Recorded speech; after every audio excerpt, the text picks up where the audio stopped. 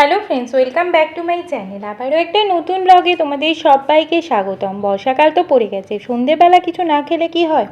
আজকে তাই বাড়িতেই একটা টুমটি টামটি খাবার বানিয়ে নিয়েছিলাম। কি সেটাই তোমাদের সাথে শেয়ার করব। প্রথমেই বেশ কিছুটা বাদাম খোলাই কড়াই রোস্ট করে নিচ্ছি। বাদামটা পুরোটা আমি দেবো না, বাদামটা যেহেতু এই বর্ষাকালে সব জিনিসেই তাড়াতাড়ি পোকা লেগে যায়, এটাতেও তাড়াতাড়ি পোকা লেগে যাবে, সেই ভয়ে মা বললো যে পুরো বাদামটাই ভেজে রাখতে। তো বাদামটা ভাজা থাকলে অন্তত পক্ষে পোকা লাগবে না, সেই জন্য পুরো বাদামটাই ভেজে রাখলাম, যদিও আমি এতটা বাদাম ব্যবহার করব না। তো তোমরা সন্ধেবেলা এই বর্ষাকালে কে কী খাচ্ছ সেটা নিচে কমেন্ট করে অবশ্যই জানিও। এই বর্ষাকালে অবশ্য বৃষ্টি পড়লে ভাজাভুজি খেতেই বেশি ভালো লাগে, কিন্তু রোজ তো আর ভাজাভুজি খাওয়া যায় না, আর রোজ কিছু স্পাইসি খাবারও খাওয়া যায় না, সেই জন্য একটুখানি অন্যরকমভাবে কিন্তু ভালো কিছু খাবার জন্যই আজ এটা বানাচ্ছি। তো বাদামটা হালকা হালকা একটু যেই ব্রাউন হবে তখনই আমি এটা তুলে নেব। আর এটা কি করে দেখে বুঝবে যে এটা বাদামগুলো না একটু একটু ফাটতে লাগবে, তখন জানবে যে বাদামটা একদম পুরোপুরি ভাজা হয়ে গেছে। তো এখানে একটা থালা নিয়ে নিয়েছি, আর বাদামগুলো আমি এতে ঠান্ডা হওয়ার জন্য প্রথমে ছাড়িয়ে দেবো। বাদামের খোলাগুলো ছাড়াতে হবে, খোলাগুলো সমেত দিলে হবে না, খেতেও সেটা ভালো লাগবে না। আর বাদাম কড়াই থাকা অবস্থাতে যতটুকু যে নরম আছে নাবিয়ে নিলে আস্তে আস্তে এটা শক্ত হয়ে যাবে। তারপর ওই কড়াতে সামান্য একটুখানি সাদা তেল দিয়েছি, একদম সামান্য তেল দিলেই হবে, বেশি তেল দিতে লাগবে না। চাইলে তেলটা অ্যাভয়েডও করা যায়, যদি তোমরা পুরোটাই রোস্ট খাবারটা খেতে চাও তো এটা কড়াতে ননস্টিকের কড়া নিলে তাতে তেল ছাড়াও করতে পারো। তারপর শুকনো লঙ্কা ফোড়ন দিলাম, আর তার সাথে দিয়ে দিলাম একখানা কারি পাতা।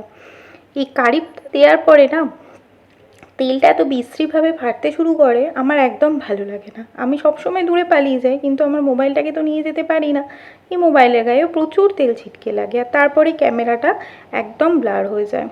তারপরে দেখো দিয়ে দিচ্ছি এর মেন ইনগ্রিডিয়েন্ট, সেটা হলো চিড়ে। শুকনো চিড়ে এখানে আমি ব্যবহার করছি, তোমরা যে কোনো কোম্পানির ব্যবহার করতে পারো। আমি এখানে এমনি মুদিখানার দোকান থেকে লুজ কিনে আনা চিড়ে ব্যবহার করেছি। একদম সাদা চিড়ে, শুকনো চিড়ে, না ধোয়া অবস্থাতে এটা দিতে হবে। আর এদিকে যতক্ষণ চিড়েটা ভাজা হচ্ছে আমি এখানে বাদামগুলোকে খোলা ছাড়িয়ে নিচ্ছি। এভাবে রোগড়ে রোগড়ে খোলাগুলো ছাড়িয়ে নিলাম। প্রায় 7-8 মিনিট চিড়েটা আমি এখানে ভেজেছি, তারপরে এটা নামিয়ে নিলাম। এতে আমি কোনো নুন দিইনি, নুন দিলে না এটা যদি তোমরা রেখে দিতে চাও সেক্ষেত্রেও নরম হয়ে যাওয়ার চান্স থাকবে। আর আমার নুন দিতে লাগবে না কেন সেটা আমি পরে দেখাচ্ছি।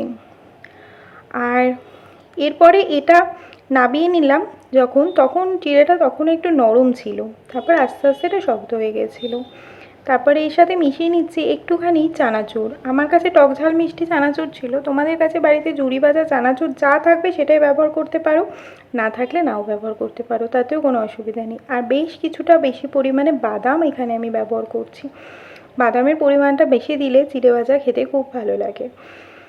ছোটোবেলায় টিফিনে প্রায় সময় মা এটা বানিয়ে দিত, আর সন্ধেবেলার খাবারে তো আমি মুড়ি খেতাম না বলে প্রায়ই খেতাম। আগে তো একদম রেডিমেড কিনে খেতাম, চিড়ে ভাজা যেরকম কিনতে পাওয়া যায়, এখন এরমভাবে খাই। এরপরে আমি দিয়ে দিলাম সামান্য একটু মশলা, এটা একদম মিক্সড মশলা একটা। এটা যদিও এখানকার মশলা নয়, তো তোমরা চাইলে যে কোনো মশলা, যে কোনো যেটা তোমাদের খেতে বাড়িতে বেশি ব্যবহার হয়, চাইলে গরম মশলাও ব্যবহার করতে পারো, চাইলে কোনো মিট মশলাও ব্যবহার করতে পারো, চাইলে ম্যাগি মশলাও ব্যবহার করতে পারো। এটা দিয়ে ভালো করে মিশিয়ে নিলাম, আর যেহেতু আমি মশলাটা দিলাম আর চানাচুরটা দিলাম তাই নুনটা এখানে ব্যালেন্স হয়ে গেছে, আমি আর নুন দিলাম না। আর একটু বিট নুনও দেওয়া যায়, দেখো কি সুন্দরই না দেখতে হয়েছে না, খুব ভালো লাগছিল খেতে। সন্ধেবেলা এটা খেয়ে রাত্রিবেলার আজ ডিনার করতে লাগিনি।